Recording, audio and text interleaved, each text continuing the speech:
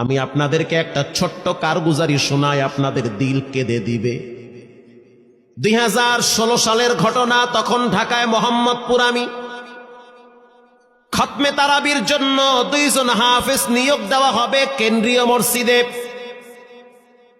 অনেক হাফেজে কোরআনরা সিরিয়াল ধরেছে, তারাবি পড়াবে। কার মনে না চায় এত বড় এক মসজিদে আমি যদি চান্স পাইতাম তো আমার কপালটা খুলে যেত। শুক্রবার দিন সবাই দরখাস্ত রাখলো, ইন্টারভিউ শুরু হয়ে গেল। পরের জুমায় অসংখ্য ছাত্রদেরকে দেখছি খতমে তারাবির জন্য ইন্টারভিউ সিরিয়াল দিয়েছে। ইন্টারভিউ বোর্ডের ভিতরে আমি ছিলাম। কয়েকজন হাফেজকে আমরা সিলেকশন করছি যে এদেরকে নেওয়া হবে। এদের তেলাওয়াত সুন্দর, পড়াও বড় মজার। আমরা কাগজগুলো এক জায়গায় জমা করছি। পরের জুমায় আমরা ঘোষণা দিয়ে দিব কোন মায়ের সন্তান চান্স পাবে। পরের জুমায় যখন জুমার নামাজের পর 3টার দিকে যখন আমরা বসে বসে ফলাফলগুলা দেখতেছি যে কাকে কত নাম্বার দেওয়া হয়েছে, দরওয়াজা লাগায় দিছি, জানলা লাগায় দিছি, এসি ছেড়ে দেওয়া হয়েছে, সব লাগানো, বাহির থেকে কিছুই দেখা যায় না। ইন দি মিন টাইমে মসজিদের বারান্দার দরওয়াজায় কে যেন নক করতেছে। খাদেম সাহেব আস্তে করে জালনা খুইলা উকি মাইরা দেখতেছে যে 2টা ছোট বাচ্চা বাহিরে দাঁড়িয়ে আছে, একেবারে অল্প বয়স। খাদেম প্রশ্ন করলো, তোমরা কারা, কেন আসছো? বলে, আমরা 2 জন আসছি খতমে তারাবির ইন্টারভিউ দেওয়ার জন্য। খাদেম সাহেব একবার পায়ের দিকে তাকায়, আবার জামার দিকে তাকায়, কারণ কথার সাথে বাহ্যিক সুরত মিলে না। অন্য অন্য ছাত্রদেরকে দেখছি কত উন্নত পোশাক পরে, গেট আপ কত সুন্দর করে ইন্টারভিউ দেওয়ার জন্য আসছে। আর এই 2 জনের দিকে তাকায় দেখলাম মনে হয় রাস্তায় ভিক্ষা করতে করতে আইছে। মানায় না, একেবারে গরিব। খাদেম বলল, ইন্টারভিউর ম্যাচ শেষ, চলে যাও বাড়িতে, নেওয়া হবে না।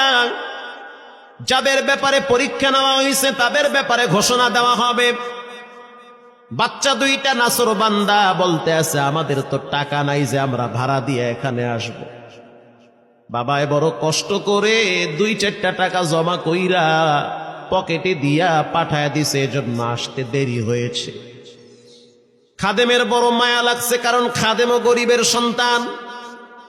ভিতরে গিয়া মুয়াজ্জিম সাহেবের বলতে আছে, ও ভাই, বাহিরে 2টা বাচ্চা দাঁড়ায় আছে, ওরা নাকি হাফেজে কোরআন, কিন্তু দেখলে তো মানায় না। মুয়াজ্জিম সাহেব ধমক দিয়া বলতে আছে, কোনো সুযোগ নাই, তাড়ায় দাও। খাদেম গিয়া ইমামের কানে কানে বলতে আছে, হুজুর, বাহিরে 2টা বাচ্চা দাঁড়িয়ে আছে, চেহারার ভিতরে এত মায়া, কিন্তু বাহ্যিক সুরত মিলে না, ওরা নাকি কোরআনের হাফেজ। পাশেই তো রহমানিয়ার মুহাদ্দিস সাহেব বসা আছে, তিনি বলতে আছে, কি ব্যাপার, ফিস ফিস করে আপনি কি বলতেছেন? বলে, হুজুর, বাহিরে 2টা বাচ্চা দাঁড়িয়ে আছে, তারা খতমে তারাবির ইন্টারভিউ দিতে চায়। মুহাদ্দিস সাহেব বলল, কোনো কথা নাই, আল্লাহর ঘরের দরওয়াজা খুলে দাও, এখানে কোনো পার্সিয়ালিটি চলবে না। আল্লাহর ঘরের দরওয়াজা সবার জন্য খুলে দেওয়া হবে, আসতে দাও, ভিতরে বসতে দাও।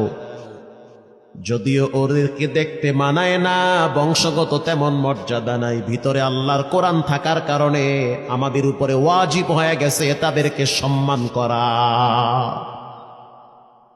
কোন দিক থেকে মানায় না, কিন্তু ভিতরে আল্লাহর কোরআন আছে, এজন্য তাদের মর্যাদা অনেক বেশি। এবার বাচ্চা 2টা বাহিরে উজুখানায় গিয়া সুন্দর করে উজু বানাইল। উজু বানাইয়া ভিতরে ঢুইকা আমি তাকায় দেখতেছি লঙ্গির এক মাথা নিচে আর এক মাথা উপরে। এতটাই ভয়াবহ অবস্থা, কিন্তু আজীব দৃশ্য। 2 জনের চেহারা একই রকম লাগে, 2 জনের চেহারা একই রকম লাগে। কে বড় কে ছোট বোঝা বড় কঠিন হয়ে গেছে। মুসলমান ভাইরা আমার, ইমাম সাহেব প্রশ্ন করলো, তোমরা 2 জনের বাড়ি কোথায়? বলে, আমরা নারায়ণগঞ্জে ভাড়া থাকি। বাড়ি কোথায়? বলে, আমাদের বাড়ি কুড়িগ্রামে। কুড়িগ্রাম থেকে ঢাকায় কেমনে আসছো? বলে, বাবায় ঢাকায় নিয়ে আসছে। কয় মাসে কোরআন শরীফ খতম করেছ? বলে আমরা দুইজনে 11 মাসে 30 পারা কোরআন খতম করেছি। ইমাম সাহেব একবার চেহারার দিকে তাকায় আর একবার পায়ের দিকে তাকায়। স্থানীয় গণ্যমান্য অনেক ব্যক্তিরা তাকায় আছে এদের দিকে। ইমাম সাহেব বলতে আছে, বাবা তারাবির ইন্টারভিউ শেষ হয়ে গেছে, বাড়ি চলে যাও। যেটা একটু দেখতে ছোট, ও চোখের পানি দেখলাম টিস্যু দিয়া মুছতেছে। কেন কাঁদতেছ? বলে আমরা গরিব, তার জন্য মনে হয় আমাদেরকে তাড়ায়া দিতেছেন। আমরা জানতাম না ইন্টারভিউ তাড়াতাড়ি শেষ হয়ে যাবে, আসতে দেরি হয়েছে কারণ আমাদের তো ভাড়া টাকা ছিল না, বাবায় কষ্ট করে কিছু টাকা দিয়েছে, সেটা দিয়ে এখানে আসছি। এবার মুহাদ্দিস সাহেব বলতে আছে, তাহলে একটা কাজ করো, তুমি কিছু তেলাওয়াত করে শোনাও। দুইজনেই উত্তর দিল যে আমরা তেলাওয়াত করলে তো আর নিবেন না, আপনারা প্রশ্ন করেন, আমরা দুইজনে উত্তর দিব। আমি তো আশ্চর্য হয়ে গেলাম, জীবনে কত হাফেজ দেখছি, এরকম হাফেজ দেখি নাই। প্রশ্ন করবেন, আমি উত্তর দিব। বুঝতে পারলাম ভিতরের খবর কেউ না জানলেও একজন জানেন, তিনি হলেন কে? মুহাদ্দিস সাহেব বলতে আছে, বাবা প্রশ্ন করব, ঠিক আছে, তোমাদের মন মতো একটু তেলাওয়াত কইরা শোনাও। তেলাওয়াত যদি মানসম্মত হয় তাহলে ইন্টারভিউ নিব, যদি না হয় তাহলে ছাঁটাই করে দিব। এবার ছোট যেটা সেটা তেলাওয়াত শুরু করলো সূরা তাহা থেকে। তাহা মা আনজালনা আলাইকাল কুরআনা লিতাশকা। এত সুন্দর পড়া মনে হইতেছে আসমান থেকে কোরআন নাজিল হইতেছে। এত সুন্দর পড়া, কত রঙের ঢঙের পড়া শুনলাম, এই পড়া কোনোদিন শুনি নাই। আমি তাকায়া দেখলাম স্থানীয় টিউনো সাহেবের চোখের পানি বায়া বায়া পড়তেছি। ইশারা দিতে আছে আরো তেলাওয়াত করতে বলেন। এই পড়া তো শুনলে আমার দিলের ময়লাগুলা কাটে।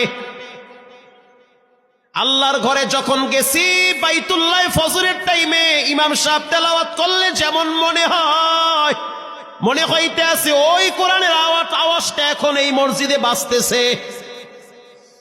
ছোট বাচ্চাটা তেলাওয়াত করলো, বড় সন্তানটাও তেলাওয়াত করলো। এবার যারা হাফেজ সাহেব ছিল তারা প্রশ্ন শুরু করলো। যেখান থেকে প্রশ্ন করে পৃষ্ঠা ঠেকায়া দেয়, একটা জায়গায়ও আটকাইতে পারে না। এমনকি বাচ্চা দুইটা এটাও বলেছে, যদি আপনাদের যদি ধৈর্য থাকে তো আমরা দুইজনে পুরা 30 পারা এখানে এক দাঁড়ানে পড়ায়া দিব। আশা করি একটাও বাঁচবে না। এত সুন্দর পড়াশোনার পরে মোতাওয়াল্লি সাহেব বলল, সব বাদ, আমার কাছে এই দুইজনই পছন্দ হয়েছে। এই দুইজন রে মোতাওয়াল্লি সাহেব দাঁড়াইতে পারে না, হুইল চেহারে বসে থাকে, কাছে ডাইকা বুকের সাথে জড়ায়া ধরছে আর বলতে আছে, আল্লাহ এমন একটা সন্তান যদি আমার থাকতো জীবনটা ধন্য হয়ে যেত। আমার মৃত্যুর পরে একটু হইল তেরা কোরআন তেলাওয়াত করতে পারত। নিয়োগ হয়ে গেল, তারাবি শুরু হয়ে গেছে। মোহাম্মদপুর থানায় গিয়ে খবর নিয়ে দেখেন অনেক পুলিশরা এই বাচ্চার পিছনে দাঁড়ায় দাঁড়ায় নামাজ পড়ে চোখের পানি ছেড়ে কেঁদেছে। শুধু তাই নয়, অনেক হিন্দু মহিলারা পর্যন্ত রাস্তায় হাঁটার সময় তেলাওয়াতের আওয়াজে দাঁড়ায় দাঁড়ায় কোরআন শ্রবণ করেছে। শুধু তাই নয়, অনেক বড় বড় ডাকাত, মাস্তান, সন্ত্রাস, কিশোর গ্যাংয়েরা পর্যন্ত দাঁড়ায় দাঁড়ায় কোরআনের আওয়াজ শুনেছে। 17ই রমজান দেশে বদর দিবস, হাজার হাজার মুসল্লি দাঁড়িয়ে আছি। ইমাম সাহেব জানে না যে এরা দুইজনে আপন মায়ের পেটের ভাই হয়, এটা ইমামের জানা নাই। দুইজনে তারাবি চলতে আছে, চমৎকার পড়া, পিছনে শত শত মাওলানা মুফতি দাঁড়ায় থাকে। মনে হইতেছে তেলাওয়াতের আওয়াজে আর এক জগতে হারিয়ে যায়, এত সুন্দর পড়া। তারাবি শেষ হয়ে গেল, মুসাফা শুরু হয়ে গেল।